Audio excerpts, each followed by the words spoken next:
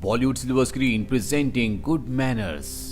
इस कहानी की शुरुआत में हमें क्लारा नाम की एक लड़की को दिखाया जाता है जो एना नाम की एक लेडी के घर में जॉब के इंटरव्यू के लिए जाती है। दरअसल एना को एक नैनी की जरूरत है क्योंकि वो प्रेग्नेंट है। बहुत जल्दी उसके घर में एक नया मेहमान आने वाला है और उसकी देखभाल के लिए उसे कोई चाहिए। हालांकि क्लारा को नैनी के काम का कोई भी एक्सपीरियंस नहीं होता, लेकिन उसे काम की बहुत ज्यादा जरूरत है, इसीलिए किसी भी कीमत पर वो इस जॉब को पाना चाहती है। अब जब वो एना से बात कर रही होती है तभी एना को पेन होना शुरू हो जाता है। क्लारा उसे बहुत अच्छी तरह से संभालती है, जिससे इम्प्रेस होकर एना उसे जॉब दे देती है। लेकिन इस जॉब की एक शर्त होती है कि उसे यहीं पर रहना होगा और जब तक उसका बेबी नहीं होता क्लारा को यहाँ पर एक हाउसकीपर के तौर पर काम करना होगा। क्लारा उसकी बात मान जाती है और अपना सामान लेकर इसी घर में एना के साथ शिफ्ट हो जाती है। दरअसल एना इस पूरे घर में अकेली रहती है। अब रात को क्लारा देखती है कि एना ड्रिंक करके डांस कर रही है। दरअसल उसका आज 29th बर्थडे है, इसीलिए वो एंजॉय करने की कोशिश कर रही होती है, लेकिन अंदर से कहीं ना कहीं वो बहुत दुखी है। क्लारा जब उसके पास जाती है तो क्लारा को बताती है कि मेरी फैमिली में से कोई भी मुझसे बात नहीं करता। दरअसल मेरा एक बॉयफ्रेंड था जिसे मेरी फैमिली पसंद नहीं करती थी, जिस वजह से मेरी फैमिली मुझसे दूर हो गई। ये कहकर वो बहुत इमोशनल हो जाती है। अब नेक्स्ट डे एना अपना चेकअप करवाने के लिए हॉस्पिटल जाती है, जहां पर डॉक्टर उसे बताता है कि तुम्हारा बेबी बहुत ही हेल्दी है, लेकिन तुम्हारा बीपी बहुत हाई है, इसीलिए तुम्हें अब नॉनवेज नहीं खाना, तुम्हें सिर्फ वेजिटेरियन खाना खाना होगा। ये जानने के बाद क्लारा फ्रिज से सारा नॉन वेजिटेरियन खाना हटाकर वहां पर वेजिटेरियन खाना रख देती है, ताकि एना का ब्लड प्रेशर हमेशा नॉर्मल रह सके। उसी रात को एना एक क्लब जाती है और रात को जब वो लेट नाइट घर आती है तो फ्रिज में कुछ ढूंढ रही होती है। क्लारा की भी आंख खुल जाती है और जब वो एना के पास जाती है तो एना का रूप पूरी तरह से बदला हुआ होता है। वो उसके शोल्डर पर जोर से काटती है, जिससे उसके शोल्डर पर ब्लड आना शुरू हो जाता है। क्लारा अपने आप को संभालते हुए एना को अपने से दूर करती है और कहती है कि आपको अपने कमरे में जाना चाहिए। एना अपने कमरे में चली जाती है और क्लारा वॉशरूम में आकर देखती है कि उसके शोल्डर से ब्लड निकल रहा होता है। उसे कुछ समझ नहीं आता कि एना ने ऐसा क्यों किया। अगली सुबह जब वो एना के पास जाती है तो एना पूरी तरह से नॉर्मल होती है। रात को उसने क्लारा के साथ क्या किया उसे याद ही नहीं होता, पर क्लारा को एना की उस हरकत पर शक होना शुरू हो जाता है, क्योंकि इंसान चाहे कितना भी ड्रंक क्यों ना हो, उसे याद रहता है कि रात को उसने क्या क्या किया था। अब जब क्लारा डेट देखती है तो उसे पता चलता है कि एक दिन पहले फुल मून की नाइट थी। वो समझ जाती है कि इसका कनेक्शन फुल मून से कहीं ना कहीं है और वो तय करती है कि अगली फुल मून नाइट को वो एना को ऑब्जर्व करेगी। और जब अगली फुल मून नाइट आती है तो एना रात को अपने बेड से उठ जाती है। वो चलते हुए बाहर जाती है जहां पर एक कैट होती है और वो उस कैट को पकड़कर मारकर उसका खून पी जाती है। क्लारा जब ये देखती है तो पूरी तरह से हैरान हो जाती है। वो चुपचाप घर वापस आ जाती है और अगली सुबह दिखाया जाता है कि एना को रात के बारे में कुछ भी याद नहीं होता और ना ही क्लारा उसे कुछ बताती है। पर जब वो एना के लिए ब्रेकफास्ट बनाती है तो उसमें अपना थोड़ा सा खून भी मिला देती है। एना को ब्रेकफास्ट बहुत ही ज्यादा टेस्टी लगता है। क्लारा दरअसल उसे अपने तरीकों से चेक कर रही होती है। क्लारा उसे बताती है कि तुम्हें रात को नींद में चलने की आदत है। ये सुनकर एना बहुत ज्यादा घबरा जाती है और क्लारा उसे रिलैक्स करते हुए कहती है कि ऐसा तुम सिर्फ फुल मून की नाइट को ही करती हो, प्रेगनेंसी में ऐसा होना बहुत आम बात है। एना भी उसकी बात से कन्विंस्ड हो जाती है और अब जब रात को एना सोती है तो क्लारा उसके बेड के चारों तरफ व्हाइट कलर का पाउडर डाल देती है, ताकि अगर रात को एना नींद में चले तो उसके पैरों में पाउडर लग जाए और सुबह उसे पता चल जाए कि रात को एना नींद में चली थी या नहीं। पर अगली सुबह जब वो उसके रूम में आती है तो देखती है कि एना के पैरों में पाउडर नहीं लगा, यानी कि वो रात को नींद में नहीं चली। एना क्लारा को बताती है कि मेरा एक बॉयफ्रेंड था, लेकिन एक बार मैं अपने दोस्तों के साथ छुट्टियों पर गई थी, जहां पर मुझे एक आदमी मिला था जो कि बहुत ही अजीब था। जल्दी मेरी उससे दोस्ती हो गई। हम दोनों के दोनों माउंटेन्स पर घूमने गए, जहां पर हम दोनों एक दूसरे के फिजिकली बहुत ज्यादा क्लोज हो गए। और जब मेरी आंख खुली तो मेरे पास एक गन थी और झाड़ियों में मुझे चमकती हुई आंखें दिखी। मुझे कुछ समझ नहीं आया कि ये क्या है। मैं जब वापस टाउन में आई तो मैंने उस आदमी को बहुत ढूंढने की कोशिश की, लेकिन उस आदमी के बारे में किसी को कुछ नहीं पता था। कुछ ही महीनों बाद मैं प्रेग्नेंट हो गई, जिसके बाद मेरा ब्रेकअप हो गया। ये सारी कहानी बताते बताते एना बहुत ज्यादा इमोशनल हो जाती है। क्लारा उसे बहुत प्यार से कंसोल करती है, कहती है कि सब कुछ ठीक हो जाएगा। एक महीना और बीत जाता और फुल मून की नाइट आती है। एना को पेट में बहुत ज्यादा दर्द होना शुरू हो जाता है। क्लारा समझ जाती है कि अब उसकी डिलीवरी होने वाली है। वो डॉक्टर को कॉल करती है, लेकिन तब तक बहुत ज्यादा देर हो चुकी होती है। एना के पेट में उसके बच्चे को दिखाया जाता है जो खुद ही बाहर आने की कोशिश कर रहा होता है, और वो खुद बाहर आ जाता है, जिससे एना की मृत्यु हो जाती है। क्लारा जब उस बच्चे को देखती है तो समझ जाती है कि ये कोई आम इंसान का बच्चा नहीं है, ये एक वेयरवुल्फ है। क्लारा एना की उसी गन को उठाकर लाती है जो एना को उस वक्त मिली थी जब वो उस आदमी के क्लोज हुई थी। वो उस गन से उस बच्चे को मारना चाहती है, लेकिन क्लारा ऐसा नहीं कर पाती। इसीलिए वो उस बच्चे को उठाकर अपना सामान लेकर इस घर से निकल जाती है। दरअसल उसने तय किया होता है कि इस बच्चे को कहीं पर छोड़ देगी, लेकिन वो ऐसा नहीं कर पाती। उसके दिल में ममता और दया आ जाती है, इसीलिए वो इस बच्चे को अपने पुराने घर पर ले आती है और इसका नाम वही रखती है जो एना ने तय किया था, यानी कि जोएल। धीरे धीरे वक्त बीतता और 7 साल बीत जाते हैं। जोएल अब 7 साल का हो चुका है। उसकी जिंदगी दूसरे बच्चों की तरह पूरी तरह से नॉर्मल है। वो उनके साथ खेलता है, स्कूल जाता है, वो सब काम करता है जो आम बच्चे करते हैं। और ना ही कभी क्लारा ने जोएल को उसकी असलियत के बारे में बताया होता है। लेकिन जब भी फुल मून की नाइट होती है, यानी कि पूर्णिमा की रात होती है, उस रात को क्लारा जोएल को जंजीरों से बांध देती है। और अगली सुबह हमें दिखाया जाता है कि जोएल के पूरे शरीर में बाल होते हैं, उसके नाखून बढ़ चुके होते हैं। दरअसल हर फुल मून नाइट को वो एक वेयरवुल्फ में बदल जाता है। क्लारा ने ये सच दुनिया से छुपाया होता है। साथ ही उसने जोएल को हमेशा वेजिटेरियन खाना खिलाया होता। उसने कभी भी उसे नॉन वेज नहीं खिलाया होता, ताकि जोएल को मांस और खून के टेस्ट के बारे में कभी कुछ पता ना चले। जोएल की स्कूल की छुट्टियां हो जाती है।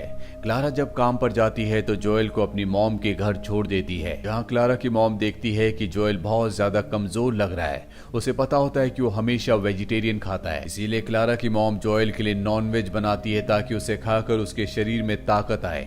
और जब वो जोएल को नॉन वेज देती है तो वो उसे बहुत चाव से खाता है। क्लारा जब शाम को घर आती है तो देखती है कि जोएल के हाथ में एक फोटो है जो कि एना और क्लारा की होती है। जोएल उससे पूछता है कि ये कौन है। हालांकि उसने कभी भी उसे एना के बारे में नहीं बताया होता। उसने जोएल से कहा था कि वो उसे रास्ते में मिला था, लेकिन अब वो जोएल को सच बता देती है क्योंकि वो बहुत ज्यादा अग्रेसिवली बिहेव कर रहा होता है। वो कहती है कि ये तुम्हारी मॉम है, जब तुम पैदा हुए तभी इनकी मृत्यु हो गई थी। जोएल कहता है कि तुमने मुझे इसके बारे में कभी क्यों नहीं बताया, और वो क्लारा के साथ अग्रेसिवली बिहेव करना शुरू कर देता है। क्लारा गुस्से में उसे उसी के रूम में बंद कर देती है, लेकिन अब जोएल ने उसे जख्मी भी कर दिया है।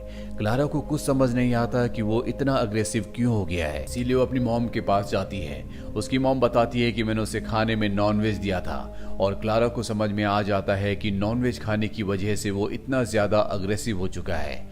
आज भी फुल मून की नाइट होती है। अगली सुबह एक बार फिर से क्लारा उसके पास जाती है और देखती है कि उसके पूरे शरीर में बाल है, लेकिन अब वो पूरी तरह से शांत हो चुका है। क्लारा उससे बहुत प्यार से बात करती है और उसे बताती है कि तुम्हारी मॉम का नाम एना था और उसे भी उसी तरह से डांस पसंद था जिस तरह से तुम्हें पसंद है। इसी तरह से कुछ और दिन बीत जाते हैं और उसके स्कूल खुल जाते हैं। क्लारा जब जोएल को स्कूल ले जा रही होती है तो जोएल क्लारा से पूछता है कि मेरी मॉम की मृत्यु कैसे हुई थी। वो कहती है कि जब तुम बड़े हो जाओगे तो मैं तुम्हें सब कुछ बता दूंगी। वो क्लारा से अपने पिता के बारे में भी पूछता है, लेकिन क्लारा कहती है कि उनके बारे में मैं कुछ भी नहीं जानती। जब मेरी तुम्हारी मॉम से दोस्ती हुई थी तब वो तुम्हारे पिता के साथ नहीं थी। और अब जोएल तय करता है कि वो किसी भी तरह से अपने पिता को ढूंढेगा। इसीलिए स्कूल खत्म होने के बाद वो अपने फ्रेंड से कहता है, क्या तुम मेरे पिता को ढूंढने मेरे साथ चलोगे। दरअसल जिस बॉक्स के अंदर उसे अपनी मॉम की फोटो मिली थी, उस बॉक्स के बाहर एक मॉल का एड्रेस लिखा होता है और वो चाहता है कि वो अपने पिता को ढूंढने के लिए उसी मॉल में जाए। इसीलिए वो अपने दोस्त के साथ उस मॉल की तरफ निकल पड़ता है। क्लारा जोएल का इंतजार करती है, लेकिन जोएल नहीं आता। इस बात से वो परेशान हो जाती है। सबसे पहले वो उसके दोस्त के घर जाती है जिसके साथ वो मॉल गया है, लेकिन उस बच्चे के पिता कहते हैं कि वो जल्दी वापस आ जाएंगे, तुम्हें घबराने की जरूरत नहीं है। लेकिन उसके मन में डर होता है कि कहीं जोएल की असलियत सबको पता ना चल जाए। रात हो जाती है और जोएल अब भी घर नहीं आता। क्लारा चाहकर भी पुलिस स्टेशन नहीं जा सकती क्योंकि उसने जोएल को लीगली अडॉप्ट नहीं किया। वो उसका बच्चा नहीं है। वो पुलिस के सवालों के जवाब नहीं दे सकती। वहीं जोएल और उसके दोस्त को दिखाया जाता है जो दोनों मॉल में घूम रहे होते हैं और अब मॉल बंद होने वाला है। सिक्योरिटी सबको मॉल से निकलने के लिए कहता है, लेकिन जोएल अपने दोस्तों के साथ वहीं कपड़ों के पीछे छुप जाता है और जब मॉल बंद हो जाता है तो आसमान में हमें चांद को दिखाया जाता है। आज भी फुल मून नाइट होती है और जब चांद पूरी तरह से निकल जाता है तो जोएल एक वेयरवुल्फ में बदलना शुरू हो जाता है, जो देखकर उसका दोस्त डर जाता है और वहां से भागना शुरू कर देता है। लेकिन जोएल जल्दी पूरी तरह से वुल्फ बनकर उसका पीछा करता है। हालांकि उसका दोस्त लिफ्ट से नीचे जाने की कोशिश करता है, लेकिन तब तक जोएल वहां पर पहुंच जाता है, जो कि अब एक वुल्फ है और वो अपने दोस्त को मार देता है। उसे मारने के बाद वो वापस अपने घर आ जाता है, लेकिन क्लारा की मॉम उसका वो रूप देखकर डर जाती है। वो क्लारा से कहती है कि हमें चर्च के फादर को बुलाना होगा, इस पर बुरी आत्माओं का साया है। क्लारा कहती है कि ऐसा कुछ नहीं है, ये एक वेयरवुल्फ है और वो अपनी मॉम को ऐसा करने से रोक लेती है। क्लारा समझ जाती है कि अब उसे शहर को छोड़कर जाना होगा। वो तय करती है कि वो जोएल को लेकर इस शहर से निकल जाएगी। दरअसल बचपन से उसने जोएल को एक माँ की तरह पाला है। वो उसे अपना बेटा समझती है और वो नहीं चाहती कि उसे किसी भी तरह से कोई भी नुकसान पहुंचे। सुबह होने के बाद जोएल को कुछ भी याद नहीं होता कि रात को उसने क्या किया। क्लारा जोएल से पूछती है कि तुम कहाँ गए थे। वो बताता है कि मैं अपने दोस्त के साथ मॉल गया था, लेकिन जब मैं वापस लौटा तो मैं अकेला ही था। क्लारा समझ जाती है कि उसने वेयरवुल्फ बनने के बाद अपने दोस्त को मार दिया, इसीलिए वो कहती है कि हमें शहर को छोड़कर जाना होगा। लेकिन जोएल इस शहर को छोड़कर नहीं जाना चाहता, इसलिए धोखे से क्लारा को कमरे में बंद कर देता है। उसी कमरे में जिस कमरे में क्लारा हमेशा उसे पूरे चांद की रात को बंद करती है। और अब जोएल स्कूल चला जाता है। दरअसल वो किसी भी कीमत पर अपने पिता को ढूंढना चाहता है। स्कूल जाने के बाद वो देखता है कि आज उसका दोस्त नहीं आया। वही न्यूज में हमें दिखाया जाता है कि मॉल में लिफ्ट के पास बहुत सारा ब्लड मिला, लेकिन वहां पर किसी की बॉडी नहीं मिली, जिसका मतलब ये है कि जोएल ने अपने दोस्त को मारकर खा लिया था। वहीं क्लारा ऑफिस नहीं गई होती, इसीलिए उसकी कॉलीग उसके घर पर आती है। वो देखती है कि घर का दरवाजा खुला हुआ है और जब वो अंदर जाती है तो उसे पता चलता है कि क्लारा को किसी ने कमरे के अंदर बंद किया हुआ है। वो क्लारा को बाहर निकाल देती है, जिसके बाद क्लारा व्हाइट कलर के एक बॉक्स को निकालती है जिसके अंदर वही गन होती है जो वो एना के घर से लेकर आई थी। वो उस गन को लेकर घर से निकल पड़ती है। दरअसल वो जोएल को ढूंढना चाहती है। वहीं जोएल को दिखाया जाता है जो अपनी दोस्त के साथ डांस कर रहा होता है, क्योंकि उसे डांस करना बहुत ज्यादा पसंद है और आज भी पूरे चांद की रात है। और जब चांद पूरी तरह से आसमान में निकलना शुरू हो जाता है तो जोएल एक बार फिर से वेयरवुल्फ में बदलने लगता है और अब उसे एहसास हो जाता है कि असल में वो क्या है। वो अपनी दोस्त को वहां से भागने के लिए कहता है, लेकिन इससे पहले कि वो वहां से जाती, यहाँ पर जोएल पूरी तरह से वुल्फ बन जाता है। वो अपनी दोस्त पर अटैक करने वाला होता है कि वहां पर क्लारा आकर उसके पैर पर गोली चला देती है, जिससे वो जख्मी हो जाता है। और इसके बाद क्लारा उसे उठाकर अपने घर ले आती है, जहां पर सबसे पहले वो उसके हाथों को जंजीरों से बांध देती है और इसके बाद उसके पैर पर जो गोली लगी होती है वो उस गोली को निकाल देती है। वहीं हमें क्लारा के घर के बाहर दिखाया जाता है, जहां पर शहर के सभी लोग जिन्हें पता चल चुका है कि जोएल एक वेयरवुल्फ है, उसे मारने के लिए उसके घर की तरफ आ रहे होते हैं। क्लारा नहीं चाहती कि जोएल को कोई भी मारे, क्योंकि उसे पूरा विश्वास होता है कि वो जोएल को पूरी तरह से बदल सकती है। लेकिन जोएल अब भी बहुत ज्यादा अग्रेसिव होता है, इसीलिए क्लारा जोएल को लोरी सुनाती है जो कभी एना गाया करती थी जब जोएल एना के पेट में था। और उस लोरी को सुनने के बाद जोएल पूरी तरह से शांत हो जाता है। क्लारा उसके हाथ खोल देती है और अपना हाथ उसकी तरफ बढ़ाती है, जिसके बाद जोएल बड़े प्यार से अपना हाथ क्लारा के हाथ में रखता है। इसका मतलब ये है कि कहीं ना कहीं उसने अपनी इस पर्सनैलिटी में भी काबू पाना सीख लिया है और अब क्लारा और जोएल दोनों के दोनों उन लोगों का सामना करने के लिए तैयार है जो उनके घर की तरफ जोएल को मारने के लिए आ रहे हैं। दरअसल क्लारा जोएल को इसलिए नहीं मारती क्योंकि उसे विश्वास है कि वो उसे पूरी तरह से बदल सकती है। उसे एक भेड़िया बनने की बजाय एक इंसान बना सकती है, जिसका एक सबूत ये भी होता है कि जब उसने जोएल को लोरी सुनाई होती है तो पूरी तरह से शांत हो गया होता है, यानी कि वो उसके दिमाग को कंट्रोल कर सकती है, उसे गुड मैनर्स सिखा सकती है। इसी के साथ ये फिल्म, ये कहानी यहीं पर खत्म हो जाती है। ये एक पोर्चुगीज फिल्म थी जो कि सन 2017 में रिलीज हुई थी। IMDb पर इसकी रेटिंग है 6.7। उम्मीद करते हैं कि ये कहानी आपको पसंद आई होगी।